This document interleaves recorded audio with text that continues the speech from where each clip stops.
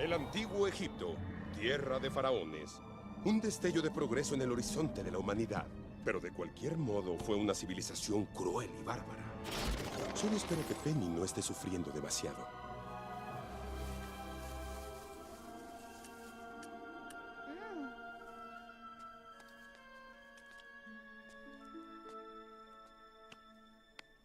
¡Lo tengo! ¿Qué estás haciendo aquí? Hemos venido para llevarte a casa. ¿Cómo se dice soplón en egipcio? Mufshi Asur. Eso no es relevante. Cámbiate de ropa y vámonos a casa. ¿Quién murió y lo nombró faraón? Ahora, mi manicure y pedicure. ¿Ve, señor Peabody? ¡Es imposible! Lo es, pero mira lo que pasa cuando un objeto estático entra en contacto con una fuerza irresistible.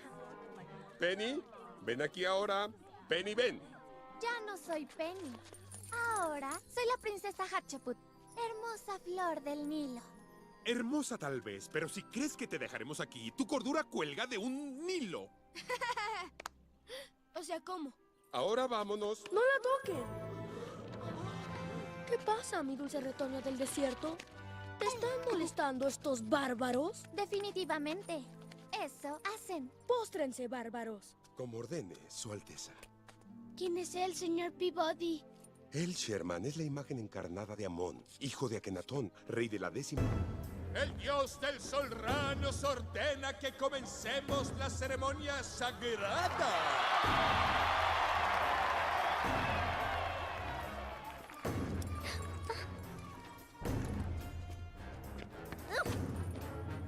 Presenten la daga para el juramento de sangre.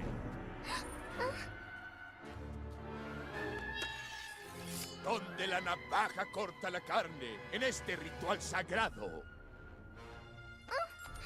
Le rendimos tributo al gran dios del sol Ra.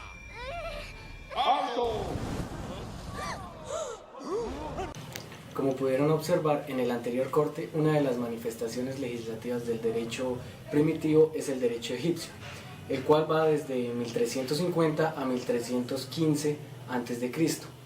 De él tenemos pocos soportes debido a la pérdida de los papiros y pues a la quema de la biblioteca de Alejandría. Pero este estaba basado en el derecho de familia, en las sucesiones, en los inmuebles y su registro. ¿Registro mediante qué? Mediante una escritorización. Esto consistía en saber cuántos bienes habían y de quiénes eran. También tenemos un contrato de doble solemnidad. Doble solemnidad, ¿por qué? Porque era un contrato escrito y de testigos. Cabe aclarar que las únicas personas que escribían se les conocía como escribas y eran del estrato social más alto de Egipto. También tenemos un matrimonio monogámico con una dote, o sea, un matrimonio arreglado, el cual consistía en una retribución de dinero, tierras, animales o poder político. También en las penas existía la tortura o un juicio de Dios, dependiendo el delito, si era un delito leve o un delito grave. Si era leve se castigaba con la tortura, digamos quitándole un dedo, un ojo, un brazo, o latigándolo, o diferentes formas de tortura que pues existían en la época. Y el juicio de Dios, como bien dice, era juzgado por un dios, o sea, el faraón, porque para ellos el faraón era un dios en la tierra. Y el juicio que él más realizaba era la decapitación, o sea, la pena de muerte.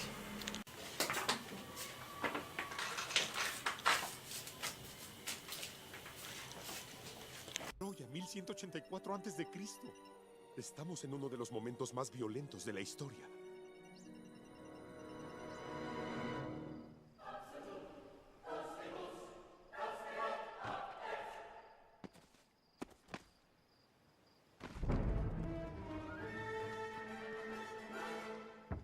Entrega especial.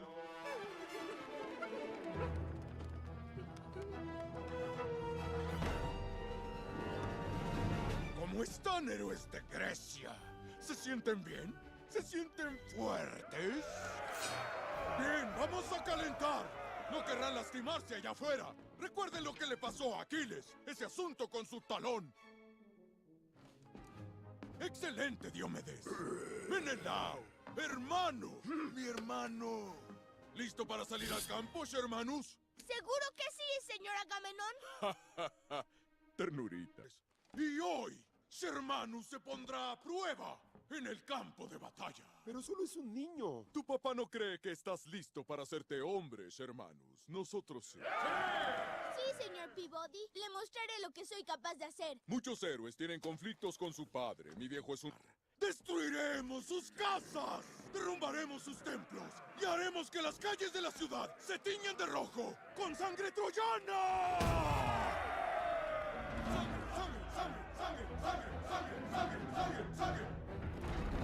Nos encontramos reportando desde este gigante madeiro la toma de la ciudad de Troya con el soldado Diomedes. Bestia indomable y valeroso guerrero. Bueno, bestia indomable y valeroso guerrero, cuéntenos en qué han consistido los regímenes por los que ha atravesado Grecia. Actualmente estamos en la aristocracia, Los mejores y solo los mejores. la oligarquía, De pocos, muy pocos. la democracia. El gobierno del pueblo. Bueno, me están informando que el caballo ha empezado a moverse. Es por eso que le deseo éxito en esta noche. Y recuerden, no vendan sus tierras, no viajan al extranjero para traer malas costumbres. Y a las mujeres, déjenle la enseñanza y el vestido de los niños y jóvenes, futuros guerreros. ¡Au, au, au!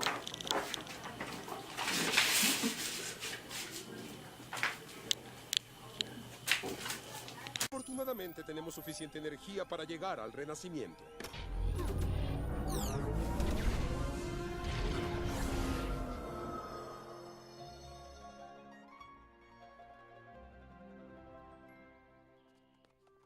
Ya ni siquiera sé dónde tengo la cabeza. ¿Cuántas veces tengo que decírtelo, Mona Lisa? ¡Mona Lisa! No. Hasta que sonrías. Leonardo, menciona un motivo por el cual debas sonreír. El sol, la pasta, todas las cosas que hacen de Italia un destino turístico tan popular. Pero no he visto nada de eso, Leonardo, porque estoy sentada aquí todo el día en mi abundancia. No creo que signifique silla en italiano. Peabody, mi viejo amigo, pero qué agradable. Pinto pinturas, yo invento máquinas. Bien, Leo. Si mis cálculos son correctos, esta máquina debe generar suficiente energía centrífuga para enviarnos a casa. Solo tengo que colocar una última pieza. Sherman, ¿por qué no le pasas el martillo al señor Da Vinci? Está bien, señor Peabody. ¿Qué se debe hacer? Oye, mira, Peabody, es mi máquina voladora. ¿Mi máquina voladora? ¿Sherman? ¿Sherman? ¡Sherman! ¿Qué estás haciendo allá arriba? ¡Estoy volando! Pero Sherman, tú no sabes pilotar. ¿Ah, no? ¡No!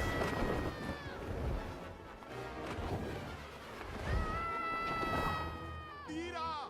¡Vira, Sherman! ¡Inclínate! ¡Inclínate!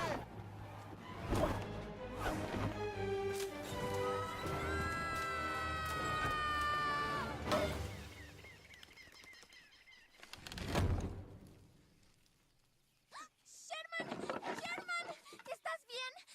¡Eso sí que estuvo fantástico! ¡Ah! ¡No puedo creerlo! ¡Mi máquina voladora funciona! Sherman, eres el primer humano volador. El Renacimiento ocurrió entre el año 1450 y 1600 después de Cristo. Esto significó un cambio masivo en Europa y la cuna fue Florencia, en Italia. Algunas de sus características más importantes fue que utilizaron la razón como premisa fundamental y también el regreso a la cultura grecorromana. En cuanto al derecho, algo que marcó esto fue la controversia jurídica de que se pasó el teocentrismo al teocracismo, es decir, que dejaron todo el poder en el pueblo y no en Dios, aunque pues el pueblo tenía algunas, o sea, se complementaba con las leyes de Dios. Algunas figuras del momento fueron Voltaire, ya que él puso el nombre de esta época, Renacimiento, también fue Rafael y Tiziano. Como vimos en el corte anterior, otra figura fue Leonardo da Vinci, ya que él hizo un desarrollo en la ciencia que en la Edad Media esa estaba estancada.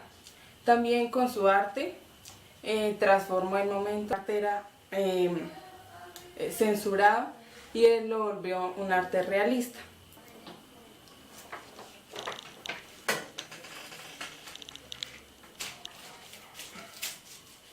Está bien, todos son perros, pero no pueden alterar la ley. Conozco a alguien que puede. George Washington. Sostenemos como evidentes estas verdades, que todos los hombres y algunos perros son creados iguales.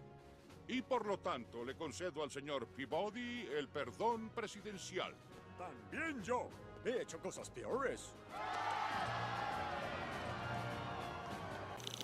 La Revolución Norteamericana. Para hablar de Revolución Norteamericana podemos remontarnos a sus orígenes en la fundación de las 13 colonias, a partir de que se asientan los ingleses en el territorio hoy conocido como los Estados Unidos. Este territorio había sido causal de luchas entre Francia y a raíz de la victoria de Inglaterra, que había dejado muchas pérdidas, se crean diferentes leyes como la ley del timbre o Stamp Act, en el que se cobraba ese impuesto sobre el papel sellado que era de uso común y cotidiano. Esta fue una de las grandes luchas y enfrentamientos que empezaron a tener dentro de las colonias, en la cual da paso a que estas colonias descubran su autonomía a raíz de los intercambios que éstas podían generar entre ellas mismas.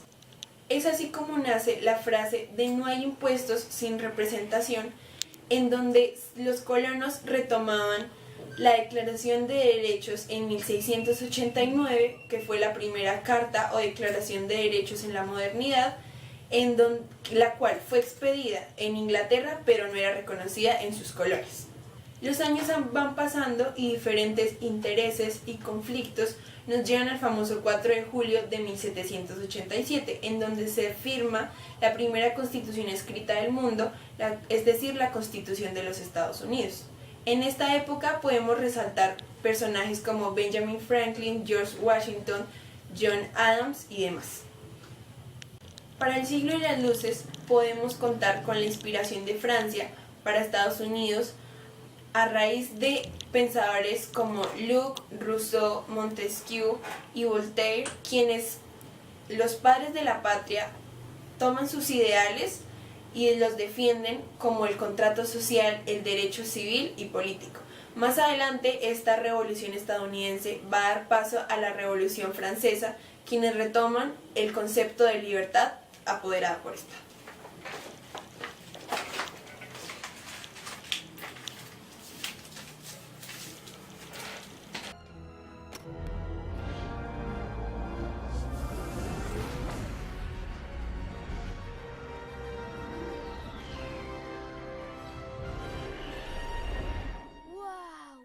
Había visto una casa tan grande. Es el Palacio de Versalles, hogar de María Antonieta. Básicamente se hizo famosa por una cosa. ¡Pastel! Nada me gusta más que el pastel. A María Antonieta le encanta el pastel, señor Peabody. Efectivamente, María tenía un prodigioso apetito para cualquier cosa cubierta de merengue. Pero su peculiar gusto la hizo blanco de muchas críticas. ¿Por qué? Te explico, Sherman. Durante el reinado de María, el pueblo de Francia era extremadamente pobre. ¿Tienes algo de pan? ¡No! ¡Soy extremadamente pobre! ¿Ahora nos da pastel? ¡Me oui! Ah, sí, lo siento. ¿Me gustaría pastel? ¡Me oui! Tal vez no me oiga por el cabello. Sherman, lo que la reina quiere decir es... ¡Que coman pastel! Y cuando la reina escuchó que los pobres de París no podían comprar pan, dijo que coman pastel. ¡No! ¡Uy! ¡Lo escuché con mis propios ¡Qué oídos! escándalo! ¡Inaudito! ¡Abajo la reina! ¡Abajo la monarquía! ¡Esperen! ¿Qué clase de pastel? ¡Viva la revolución! ¡Viva la revolución! Explosiva fiesta, su majestad. La Revolución Francesa es el cambio político y social más importante que se produjo en Europa a finales del siglo XVIII, donde la burocracia, acompañado de las clases populares, logra el derrocamiento del régimen antiguo. Y el régimen antiguo en Francia era la monarquía absoluta. donde reinaba Luis VI y María Antonieta, y ellos controlaban todo el poder. Y hacían despilfarros, se gastaban en lujos, cosas innecesarias, intrascendentes, se gastaban en dinero y los recursos de esa nación. Entonces lo que hacían es vulnerar los derechos de los franceses, explotación en las diferentes formas, se veían sometidos y se veían violados los derechos a tal punto que el mismo pueblo empieza a sembrar esa semilla subversiva de manifestar sus inconformidades. Y van incluso al Palacio de Versalles, donde evidentemente muestran su hambruna, y lo que hace María Antonieta es burlarse diciéndoles pues que coman pasteles. Obviamente eso va a enardecer mucho más la semilla revolucionaria del pueblo.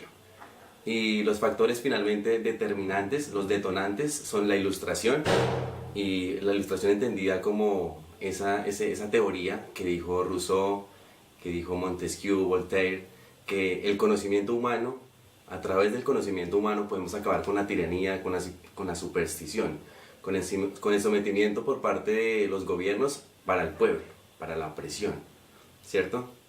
Y por supuesto el descontento social. Esto finalmente, esta revolución lo que hace es modificar la trayectoria misma de la historia, acabando con el absolutismo y fundamentando de cierta manera la lucha, la igualdad, la razón y la libertad.